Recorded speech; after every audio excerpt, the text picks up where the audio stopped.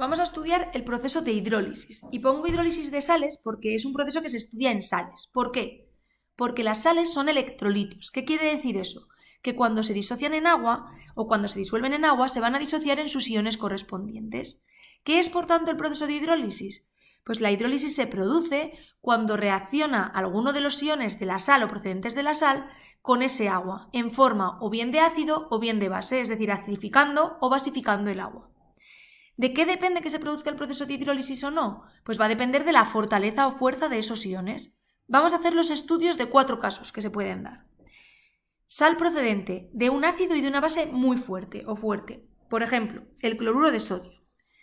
Vale, si nosotros tenemos cloruro de sodio, el cloruro de sodio cuando lo metemos en agua de forma acuosa funciona como un electrolito que se disocia en sus iones correspondientes. Na+ en acuoso más ion cloruro en acuoso. ¿Cómo vamos a saber la fortaleza o fuerza de estos iones? Pues teniendo en cuenta de dónde provienen estos iones. Tenemos que tener claro que el Na+ proviene del hidróxido de sodio. Y como el hidróxido de sodio es una base muy fuerte, el Na+ será un ácido conjugado muy débil, es decir, que no va a tener fuerza suficiente para reaccionar con el agua y por lo tanto no genera hidrólisis, ¿vale? Entended que la hidrólisis es la reacción del ion correspondiente con el agua. Pues no hay hidrólisis. ¿Por qué? Porque no tiene fuerza suficiente. Quien no está entendiendo esto de ácido conjugado es porque no ha visionado el primer vídeo. En el primer vídeo explico que toda base da lugar a un ácido conjugado y que todo ácido da lugar a una base conjugada, ¿vale? Y que sus fortalezas son inversas, que cuando proviene de una base muy fuerte, el ácido conjugado es muy débil, que es lo que está pasando aquí. ¿Qué ocurre con el ion cloruro? Que el ion cloruro proviene del ácido clorhídrico. Ese ácido clorhídrico es un ácido muy fuerte, por lo tanto, el ion cloruro es la base conjugada o es una base conjugada muy débil o que no tiene suficiente fuerza para generar hidrólisis, no tiene fuerza suficiente para reaccionar con el agua. Por lo tanto, cuando tenemos una sal procedente de una base y de un ácido muy fuerte, no tenemos hidrólisis, no se produce proceso de hidrólisis y por eso el pH es neutro, es decir, el pH es de 7. Vamos a ver ahora el caso en el que tengamos una sal que procede de un ácido débil y de una base fuerte, como es el caso, por ejemplo, del acetato de sodio o acetato sódico. ¿Vale? Cuando lo meto en agua, funciona como un electrolito fuerte que se disocia en su ion Na+ más CH3COO-. ¿Cómo vamos a saber la fortaleza de estos iones y si tienen fuerza o no para generar hidrólisis y reaccionar con el agua? Pues de la misma manera. Es decir, misma explicación. El sodio más proviene del hidróxido de sodio. Ese hidróxido de sodio es una base muy fuerte y como es una base muy fuerte, el Na+ es el ácido conjugado de una base muy fuerte y por lo tanto es un ácido conjugado débil. Y como es débil, no va a generar hidrólisis. ¿Qué ocurre con el CH3COO-? Pues el CH3COO- proviene del ácido acético, es decir, del H3COOH, que como deberíamos saber a estas alturas, se trata de un ácido débil. Y como es un ácido débil, el CH3COO- es una base conjugada fuerte.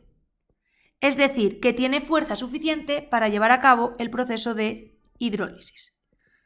Que como ya he dicho al principio del vídeo, la hidrólisis es la reacción de ese ion con el agua. Pues vamos a plantear la hidrólisis correspondiente. Es decir, el CH3COO- va a reaccionar con el propio agua.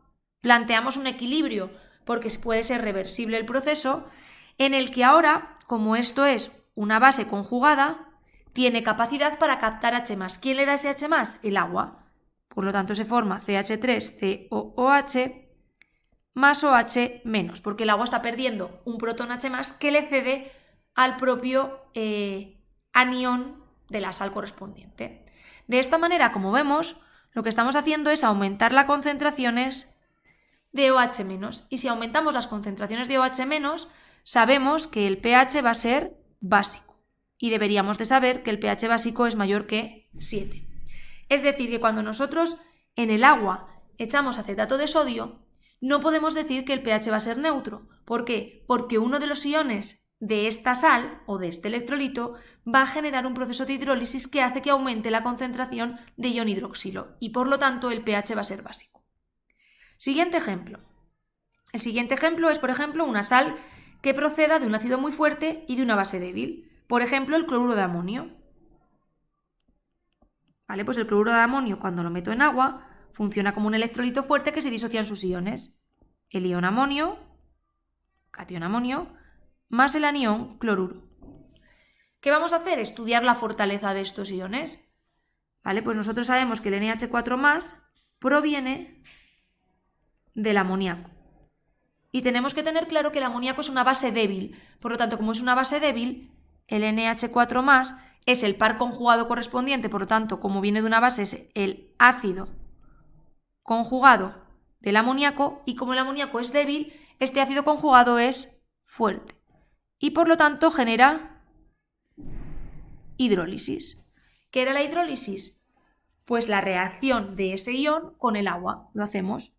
El NH4+ reacciona con el agua y ahora, como esto es un ácido, tiene capacidad para ceder H+, que se lo cede al agua. Si pierde un protón H+, se queda como NH3, amoníaco, y el agua gana un protón H+, por lo tanto se queda como H3 o más. ¿Qué estamos haciendo aquí? Aumentamos la concentración de iones H3 o más y por lo tanto tenemos un pH ácido, por debajo de 7. Veamos ahora qué ocurre con el otro ion. El cloro menos, como hemos visto en el primer caso, proviene del ácido clorhídrico. Como el ácido clorhídrico es un ácido muy fuerte, será una base conjugada débil. Y como es una base conjugada débil, no genera hidrólisis, no tiene fortaleza suficiente para formar el proceso de hidrólisis y reaccionar con el agua. Conclusión, que si nosotros en el agua echamos cloruro de amonio, el pH que vamos a tener es un pH ácido. ¿Por qué? Porque uno de los iones del cloruro de amonio es capaz de generar hidrólisis. Y el último caso sería una sal procedente tanto de un ácido débil como de una base débil. Por ejemplo, el acetato de amonio. NH4, CH3, CO. Voy a ponerlo bien. Vale. En acuoso funciona como un electrolito fuerte que se disocia en sus iones. NH4+ en acuoso más CH3COO- en acuoso. ¿Qué va a ocurrir? Esto ya lo hemos estudiado en casos anteriores, es decir, el ion amonio proviene del amoníaco.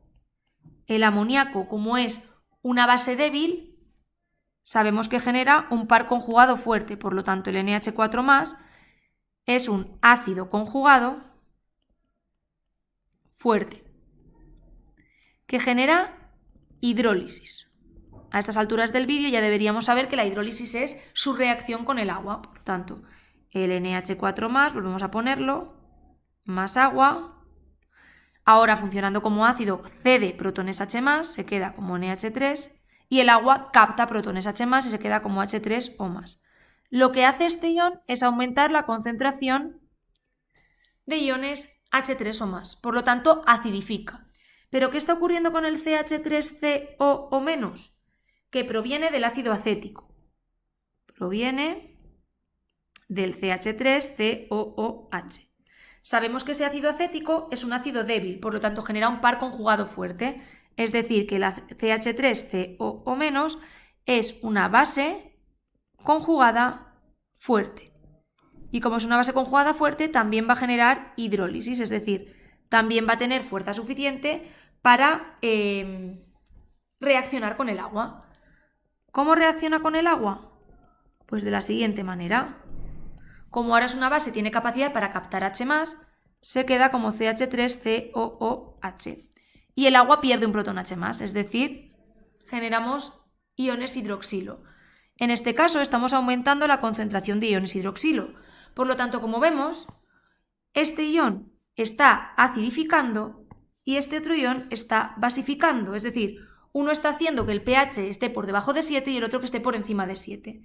¿Qué va a ocurrir en este caso? Que en general no vamos a poder predecir cuál es el carácter, si ácido o básico, del pH de la disolución hasta que no tengamos más datos. Es decir, si nos dan datos y podemos solucionar el ejercicio numéricamente, entonces sí podremos saber si es ácido o básico.